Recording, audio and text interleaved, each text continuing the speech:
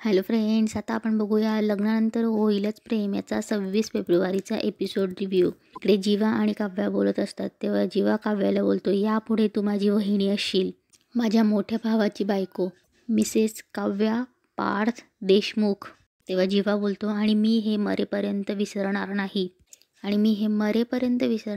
की मी तुझ्यासमोर होतो, मी तुला सांगत होतो की आपण जाऊ, बाहेर लोक आहेत, आपण आपल्याबद्दल सगळ्यांना सांगू, पण तू सांगू दिलं नाहीस.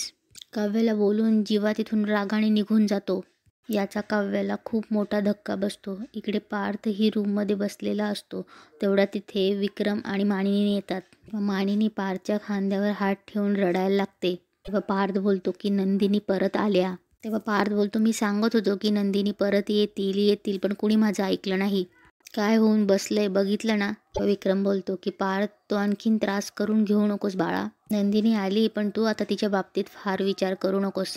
पार्थ बोलतो, बाबा 2 तासांपूर्वी माझं नंदिनी सोबत लग्न होणार होतं. विक्रम बोलतो, अरे पण 2 मिनिटापूर्वी तुझं काव्याबरोबर लग्न झालंय पार्थ. पार्थला काव्यासोबतचं लग्न आठवतं. ॲक्सेप्ट रियालिटी बेटा प्लीज. मानिनी बोलते, हे बघ पार्थ, जे झालं ते दुर्दैवी झालं, हे आपल्याला सगळ्यांनाच मान्य आहे, पण आता करायचं काय सांग. पण आता तुझं लग्न काव्याशी झालंय. काव्या तुझी बायको आहे. आजपासून ती काव्या पार्थ देशमुख आहे, तुझी पहिली प्रायोरिटी. तू तिची काळजी नाही घेणार तर मग कोण घेणार. हे बघ पार्थ, तुझ्या इतकीच तीही खचून गेलीये राजा. बघितलंस ना कशी रडत रडत आत निघून गेली ते. इथून पुढे तुम्हालाच एकमेकांना धीर द्यायचा आहे, सांभाळून घ्यायचे. सावर तिला पार्थ, बोल तिच्याशी. तेव्हा पार्थ रडत रडत बोलतो की इथे मलाच सुचत नाहीये आई, मी काव्याशी काय बोलू. तेव्हा मानिनी बोलते की ठीक आहे पार्थ, मी तुझ्यासोबत येते, आपण बोलूया. नाही म्हणू नकोस पार्थ, कारण आपणच तिला समजून घेतलं पाहिजे, समजवलं पाहिजे, प्लीज. तेव्हा विक्रम पण बोलतो, प्लीज बोल तिच्याशी. तेव्हा मानिनी बोलते, मी आहे ना. विक्रम बोलतो, उठ बाळा प्लीज उठ. आणि मानिनी पार्थला घेऊन जाते. इकडे रागारागात जीवा येतो आणि जीवाला काव्यासोबतचं बोलणं आठवत असतं. एकदा जीवा काव्याला बोलत असतो, आणि समजा जर मी आलोच नाही तर. काव्या त्याला उत्तर देतो, तुला माझ्या घरी यावं लागणार आहे, माझ्या आईबाबांना मागणी घालावं लागणार आहे, आणि ते हो म्हणतील तेव्हा मी तुझ्यासमोर लग्नाला उभी राहणार आहे. हे सगळं जीवाला आठवत असतं. तो आपल्या छातीवर काव्याचं नाव कोरते हेही जीवाला आठवत असतं. काव्या जीवाला तिचा जे आणि के नावाचा इनिशियल विणलेला रुमाल देते. सगळ्या आठवणी जीवाला आठवत असतात. जीवाला सगळं ते प्रेम आठवत असतं. एकदा काव्या जीवाला बोलते, दोघांच्या हाताचे स्टॅच्यू देऊन ती बोलते की तू हे तुझ्या घरात ठेवशील, आणि तुला जेव्हा जेव्हा तू बघशील त्याच्याकडे तेव्हा तुला माझी आठवण येईल. तेव्हा जीवा बोलत असतो की तू असं बोलते ना जसं पुढे जाऊन आपलं लग्न होणार नाही, आणि मी याच्याकडे बघूनच तुझी आठवण काढत राहणार आहे. जीवाला तेही आठवतं की तो काव्याला एकदा विचारत असतो की असं असतानाही आपलं एकमेकांशी लग्न नाही झालं तर. तेव्हा काव्याही त्याला बोलते, जेव्हा आपलं लग्न होणार दुसरं कोणीही माझ्या गळ्यात मंगळसूत्र घालण्याआधी. हे सगळं जीवाला आठवत असतं. जेव्हा हे सगळं आठवून खूप रडत असतो, त्याला परत आठवतं की तो काव्याला विचारतो, तुझं माझ्यावर अजूनही प्रेम आहे. तेव्हा काव्या बोलते, जीवा खूप प्रेम आहे माझं.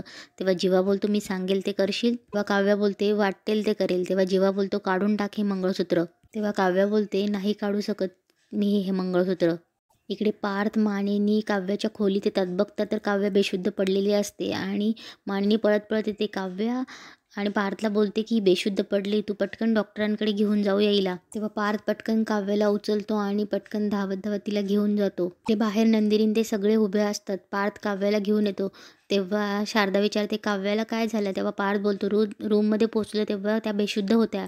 पार्थ बोलतो, हॉस्पिटलला घेऊन चाललोय. नंदिनी हे बघतच असते पार्थकडे. तेव्हा पार्थ यशवंतरावकडे बघतो आणि बोलतो, आता तरी जाऊ का. नंदिनी हे बघतच असते. तेव्हा यशवंत बोलतो, हा काय प्रश्न आहे का, गेलंच पाहिजे, बायको आहे तुमची, तुम्ही नाही काळजी घेणार तर कोण घेणार. तेव्हा यशवंत बोलतो, श्याम गाडी काढ, तालुक्याच्या हॉस्पिटलला घेऊन जा त्यांना. तेव्हा नंदिनी पण काव्या म्हणून जायला लागते. तेव्हा गावकरीतली एक बाई बोलते, ए बाई तू कुठे चालली. नंदिनी बोलते, अहो माझ्या बहिणीला बरं नाहीये, मला जायला पाहिजे तिच्यासोबत. तेव्हा एक बाई बोलते, थांब ग, तिच्याबरोबर तिचा नवरा आहे, तू नको तिची काळजी करू. एक बाई बोलते, तू तुझी काळजी कर, तुझ्या पाठी अजून बहिणी आहेत त्यांची काळजी कर. आधीच गावातून पळून जाऊन आमच्या गावाची नाचक्की केली आहेस. तुझ्यामुळे तुझ्या मामी बहिणीचं लग्न मोडता मोडता राहिलंय. आता काय पुण्यांदा पळून जायचा विचार आहे? तेव्हा नंदिनी बोलते, अहो काय बोलताय तुम्ही, मी पळून गेले नव्हते, मला पळवून नेलं होतं. तेव्हा यशवंतराव बोलतो, आमचा विश्वास आहे तुमच्यावर, तुम्ही म्हणताय ना आमचा विश्वास आहे तुमच्यावर, पण आता हेच बघा, लग्न कोणाचं लागलं, तुमच्या सख्ख्या बहिणीचं. हळकुंड कोणाच्या हाताला आहे? तुमच्या. मेहंदी कोणाच्या हाताला आहे? तुमच्या. हळद कुणाला लागली? तुम्हाला. मग लग्न कोणाचं व्हायला हवंय? तुमचं, हो ना? तेव्हा यशवंत काय बोलतो हे काहीच कोणाला समजत नसतं. पण नंदिनी बोलते, अहो हे काय बोलताय तुम्ही? तेव्हा यशवंत ओरडून बोलतो, बरोबर बोलतोय मी. होणारी नवरी मुलगी चुकून एकदा बाहेर नेलं तुम्हाला, आता बाहेर जाऊ नका, आता पाऊल बाहेर टाका, ते तुमचं लग्न झाल्यावरच. तेव्हा नंदिनी बोलते, काय लग्न? माझं लग्न? आणि कुणाशी? माझं ज्याच्याशी लग्न ठरलं होतं त्याला तर तुम्ही माझ्या बहिणीच्या गळ्यात माळ घालायला लावली. यशवंत बोलतो, कुणाशी लग्न लावायचं ते महत्वाचं नसतं, लग्न होणं महत्वाचं आहे. यशवंत बोलतो, धनंजयराव सांगा तुमच्या मुलीला, घालमेल होतंय तिच्या जीवाची. तेव्हा यशवंत बोलतो, पण रीत तर पाळायला पाहिजेच ना. तेव्हा धनंजय बोलतो, यशवंतराव हात जोडतो तुमच्या समोर, माझ्या एका मुलीचा बळी आधीच गेला आहे, आता थांबवूया कुठेतरी आपण. माझ्या नंदिनीच्या मागे का लागताय? तेव्हा यशवंत बोलतो, कारण जिचं लग्न ठरलं होतं ती जर बिन लग्नाची गेली तर हे कुठे बसणार आहे आमच्या गावच्या परंपरेत. ही मुलगी इतक्या वेळ नव्हती, तिला काही माहीत नाहीये, पण तुम्ही तर होतात ना. परत या सगळ्यातनं जायचंय का तुम्हाला? तुम्ही नाही म्हणणार, ही मुलगी नाही म्हणणार, मग हे गावातले लोक परत भडकणार, जाळपोळ करणार, मारामारी करणार, मग हे सगळं बघायचंय का तुम्हाला? परत मीनल आणि संग्रामचं लग्न मोडणार, हे बघायचे का तुम्हाला? हेच हवंय का तुम्हाला? नंदिनी बोलते, अहो पण मीनलचं लग्न का मोडेल? पण काय बोलताय तुम्ही, कुठल्या जगात जगताय? नंदिनी बोलते, हे बघा मी सुद्धा एका मुंबईमध्ये एनजीओमध्ये काम करते, अशाच प्रकारे. तेव्हा यशवंत बोलतो, अशाच प्रकारे मुलींची लग्न लावून देता हे सुद्धा माहिती आहे आम्हाला, सगळी माहिती काढली आम्ही तुमची. अडलेल्या मुलींची लग्न लावून देणं हे पुण्याचं काम आहे, खूप चांगलं काम आहे. मग थोडं पुण्य आम्हालाही कमू द्या की, आम्ही पण पंचक्रोशीत सांगू की जी मुलगी अडलेल्या मुलींचं लग्न लावून देते तिचं लग्न आम्ही लावलं, थोडी आमची सोशल सर्व्हिस. तेव्हा नंदिनी बोलते, तुम्ही काय बोलताय, तुमचं तुम्हाला तरी कळतं का? त्या संग्राम पुढे येणार तेवढ्या त्याची आई त्याला थांबवते. तेव्हा दौलत मामा बोलतो, नंदिनी कोणाशी काय बोलते हे तुला तरी कळतं का? स्वतःच्या मर्जीने पळून गेलीस आणि आता परत आलेस ते मोठ्यांवर ओरडतेस, लाज नाही वाटत? नंदिनी बोलते, मामा अरे जे घडले ते तुझ्या समोर घडलंय ना, मी स्वतःहून पळून नाही गेले, हे सगळं दीपकमुळे घडलंय. तेव्हा यशवंत बोलतो, बघ दीपक वगैरे आम्ही कोणीही ओळखत नाही, अशा प्रकारचा माणूस मंडपात आला होता हेही आम्ही ओळखत नाही. तेव्हा नंदिनी बोलते, कोण काय समजतंय आणि फरक नाही पडत मला. तेव्हा नंदिनी बोलते, माझ्या घरच्यांचा माझ्यावर पूर्ण विश्वास आहे, माझ्यासाठी तेवढं पुरेसं आहे. तेव्हा दौलत बोलतो, अगं त्या विश्वासाचं काय लोणचं घालायचं का? तुझ्यामुळे काव्याला बसावं लागलं लग्नाला, तुझ्यामुळे तुझ्या आईवडिलांची मान खाली गेली, आता त्यांची इज्जत परत मिळवण्याचं सोडून तू आता वाद घालत बसलीयस. बकुळा मामी बोलते, होय नंदिनी, आमची इज्जत वाचवायला, आमच्या मैनलचं लग्न वाचवायला काव्या बोहल्यावर चढली. तिने खूप प्रयत्न केले ग माघार घेण्याचे, पण नाही जमलं तिला. काळा गाव ही अशीच असतात, काव्या एवढी बिंदास बोलणारी, स्वतःचे विचार मांडणारी, पण तिला पण माघार नाही घेता आली. तुझं तर लगीन होणार होतं आणि हे गावकरी आहेत ना, तुझं लगीन झाल्याशिवाय तुला नाही सोडणार बघ. नंदिनी धनंजयकडे बघते आणि बोलते, बाबा अहो तुम्ही तरी बोला ना काहीतरी. तेव्हा धनंजय बोलतो, काय बोलू बेटा, एक बाप म्हणून मी मगाशी एकदा हरलोय, परत मान कापून घ्यायला उभा आहे मी. नंदिनी बोलते, अहो असं कसं शक्य आहे बाबा? अहो असं कसंही कोणाही आयऱ्या गैऱ्याशी माझ्या आयुष्यभराची गाठ कशी बांधून घेऊ मी? मुळात तो प्रश्नच नाहीये. आता प्लीज तुम्ही माझ्या मनाची अवस्था तरी समजून घ्या.